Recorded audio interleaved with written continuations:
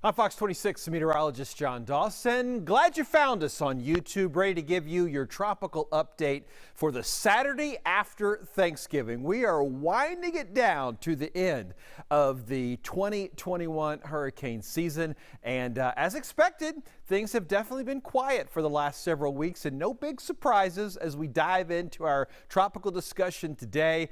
It remains quiet as far as tropical formation is concerned. There is definitely some areas of some stormy weather, but we're not expecting it to become a tropical depression or certainly not a tropical storm or anything like that. So remember, we're talking about the Atlantic Basin, which is the Atlantic, the Caribbean, the Gulf of Mexico, and down closer to the equator, yes, there's definitely some stormier weather out there. Fairly quiet right off the coast of Africa right now. And when we get up into the northern portions of the Gulf, of the Atlantic, definitely that stormy weather I was talking about with that old frontal boundary that's out there. But at this point in the season, with the temperatures in the Atlantic where they are now, and some of the upper level dynamics, just not looking for any of this to sort of slip into something tropical. And sometimes that can happen when you have an old front that's sort of hanging around still. When we get down to the Caribbean, I think it's surprisingly quiet, as a matter of fact, and some of that having to do with some of the upper level dynamics. There's some high pressure that's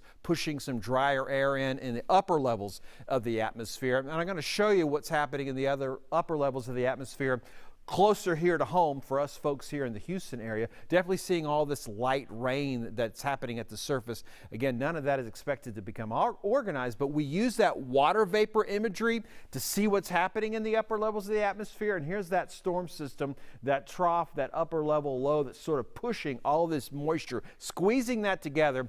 That's why we're starting our weekend here in southeast Texas with all of the light rain. Well, this is going to continue to move more or less to the southeast, taking all of that light rain and moisture out into the Gulf of Mexico. So I would expect tomorrow I'll be showing you where we've got a lot of rain that's happening in the northern portions of the Gulf because of the way that system is moving.